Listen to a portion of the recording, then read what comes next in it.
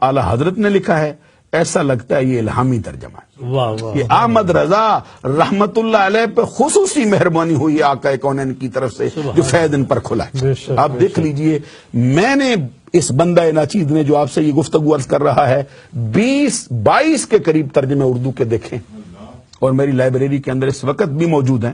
تو میں نے اگر اللہ تبارک و تعالیٰ کی شان کے بارے میں بھی ترجمے دیکھیں، تو جو شخص توحید کا پرستار ہو، توحید کا چاہنے والا ہو، وہ ان ترجموں کو دیکھ کر لاہور پڑھنے کے لیے تیار ہو جائے۔ اللہ، میں نام نہیں لیتا، شاید یہ ہماری گفتگو کے اس طرح جو ہے وہ پسند نہ کیا جائے، صرف اتنا عرض کرتا ہوں، یہ سورہ بقرہ کے آغاز میں دیکھ لیجیے، اللہ یستہزئ بہم، اس کا ترجمہ جو کیا گیا ہے، ایک نے کیا اللہ تعالیٰ ٹھٹھا کرتا ہے، دوسرے نے کہا اللہ ان سے مذاق کرتا ہے، تیسرے نے کہا اللہ ان سے ہنسی کرتا ہے، تیسرے نے کہا اللہ ان سے مخول کرتا ہے، تیسرے نے کہا اللہ ان کو بناتا ہے۔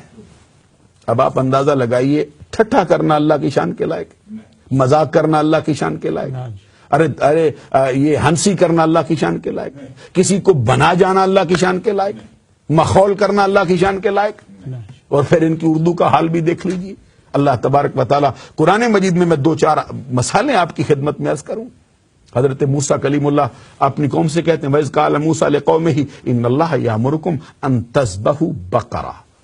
یاد کیجئے جب موسیٰ علیہ السلام نے اپنی قوم سے کہا اللہ تمہیں حکم دیتا گائے ذبح کرو، اس کے جواب میں قوم نے کہا أَتَتَّخِذُنَا هُزُوًا، اے موسیٰ علیہ السلام کہیں آپ ہم سے مذاق تو نہیں کر رہے، کہیں آپ ہم سے ٹھٹھا تو نہیں کر رہے، کہیں آپ ہم سے ہنسی تو نہیں کر رہے۔ آگے سے اللہ کا نبی بولتا ہے تو کیا کہتے ہیں اعوذ باللہ ان نکون من الجاہلین، میں ٹھٹھا کرنے سے اللہ کی پناہ چاہتا ہوں، میں ٹھٹھا کرنے سے، ہنسی کرنے سے، مخول کرنے سے، مذاق کرنے سے اللہ کی پناہ چاہتا ہوں، کہیں میں جاہلوں میں سے نہ ہو جاؤں۔ میں یہ کہتا ہوں، اللہ کا نبی کہتا ہے کہ ٹھٹھا کرنا جاہلوں کا کام ہے، تو اللہ تبارک و تعالیٰ کے لیے یہ الفاظ استعمال کیے گئے۔ حالانکہ سورہ حجرات اٹھا کے دیکھ لیجئے، اللہ تبارک و تعالیٰ کا فرمان ہے، یا ایھا الذین آمنوا لا یسخر قوم من قوم، واہ واہ، اے ایمان والو کوئی قوم دوسری قوم کو ٹھٹھا نہ کرے۔ اور عورتوں کے لیے بھی فرمایا کہ کوئی عورتیں دوسری عورتوں کو ٹھٹھا نہ کریں، کہیں ایسا نہ ہو کہ جن کو ٹھٹھا کیا جا رہا ہے وہ ان سے بہتر ہی نہ ہو۔ اللہ، عزیزان گرامی قدر، اہل ایمان کو ٹھٹھا کرنے سے، مذاق کرنے سے منع کر دیا گیا۔ تو اب سب نے ٹھٹھا کرنے کا منع کیا، مذاق کا منع کیا، لیکن بریلی کا تاجدار بولا تو کیا کہا؟ اللہ ان سے استہزاء فرماتا ہے جیسا کہ اس کی شان کے لائق ہے۔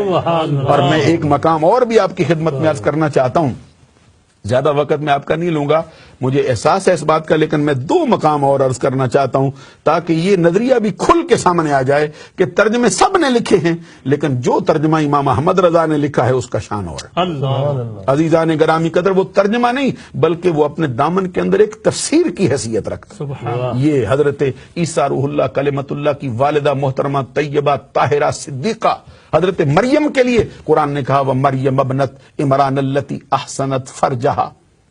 اب اس پہ ترجمہ سن لو۔ ایک نے کہا عمران کی بیٹی مریم جس نے روکے رکھا اپنی شہوت کی جگہ کو۔ استغفر اللہ، اب کوئی ذی شعور جو اردو ادب کو سمجھتا ہے، جو ان الفاظ سے آگاہ ہے، اس سے پوچھ کے دیکھو یہ کس قدر عریاں ترجمہ ہے، کس قدر ننگا ترجمہ ہے کہ عمران کی بیٹی مریم جس نے روکے رکھا اپنی شہوت کی جگہ کو۔ ہم پوچھتے ہیں بتاؤ خواتین کے سراپے میں کوئی مخصوص چیز ہوتی ہے بچانے والی؟ یہ سر کے بالوں سے لے کر پاؤں کے ناخنوں تک ہر شے پردے میں رکھنے والی ہے۔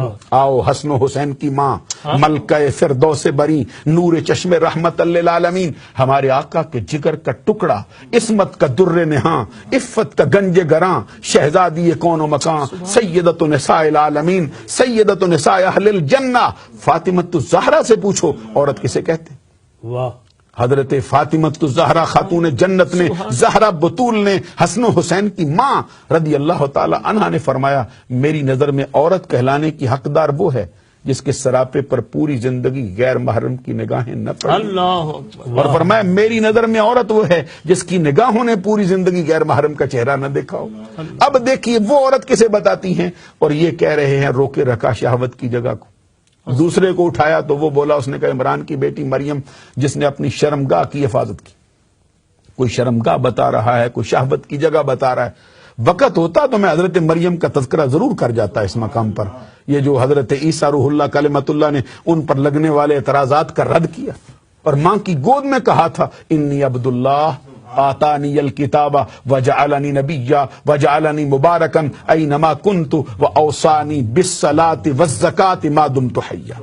وہ حضرت عیسیٰ روح اللہ کلمۃ اللہ کی والدہ کے لیے جب یہ الفاظ کہے گئے تو پھر بریلی کا تاجدار بولا ہے اور کوئی نہیں بولا. سبحان نقی علی خان کا لخت جگر بولا ہے اور کوئی نہیں بولا. سبحان اللہ. انہوں نے فرمایا آؤ ہم بتاتے ہیں اس کا معنی کیا ہوگا. سبحان پھر وہ معنی کر کے کہہ گئے. فرمایا عمران کی پاکیزہ بیٹی مریم جس نے اپنی پارسائی کی حفاظت کی. سبحان اللہ. سبحان عمران کی پاکیزہ بیٹی مریم جس نے اپنی پارسائی کی حفاظت سبحان کی. اور میرا اللہ. دل چاہتا ہے میں شعر پڑھوں جو پہلے مولانا صدیقی صاحب نے پڑھے ہیں. جی جی جی. شرک تھا جب ناز کرنا احمد مختار پر, جی. نکتہ چی تھے لوگ علم سید ابرار پر, ہر ولی ہر غوث کو بے دستو پا سمجھا گیا, یا رسول اللہ کہنے پر بھی تھا فتویٰ شرک کا, کفر پر ایک دن مشیت کو جلال آ ہی گیا, آخر میرے آقا کی محبت کا سوال آ ہی گیا, صورت تسکین کی نکلی دل سیماب سے, آخر ایک کرن پھوٹی چرخ پر مہتاب سے, اس کرن کو اہل دین احمد رضا کہنے لگے, اللہ. امت ختم الرسل کا ناخدا کہنے. سبحان اللہ. عزیزان گرامی قدر وعدہ کیا تھا. ایک آیت اور بتانا چاہتا ہوں. جی جی. یہ قرآن مجید میں سورہ فتح کا پہلا حصہ اٹھا کے دیکھ لیجئے. انا فتحنا لک فتحا مبینا لیغفر لک اللہ ما تقدم من ذنبک وما تاخر. اس کا ترجمہ عام ترجمہ کرنے والوں نے یہ کیا, اے نبی ہم نے تیرے لیے کھلی فتح کو کھول دیا اور تیرے گناہ جو تو نے پہلے کیے وہ بھی بخشے اور جو تو بعد میں کرے گا وہ بھی بخشیں گے. استغفر اللہ. تو ہم نے کہا چلو استاد صاحب سے پوچھ لیتے ہیں, یہ تو شاگرد کہتا ہے. تو استاد بولا تو اس نے کہا اے نبی ہم نے تیرے لیے کھلی فتح کھولی اور تیری خطائیں جو تو نے پہلے کی وہ بھی بخشیں, جو تو بعد میں کرے گا اس کو بھی بخشیں. استغفر. حالانکہ اہل اسلام کا نظریہ یہ ہے ان الانبیاء کلہم معصومون عن الخطاء عن الصغیرۃ والکبیرۃ من قبل النبوۃ وبعد النبوۃ. اللہ کے سارے نبی گناہوں سے پاک ہیں, چھوٹے گناہوں سے بھی پاک, بڑے گناہوں سے بھی پاک, اعلان نبوت سے پہلے بھی پاک, اعلان نبوت کے بعد بھی پاک.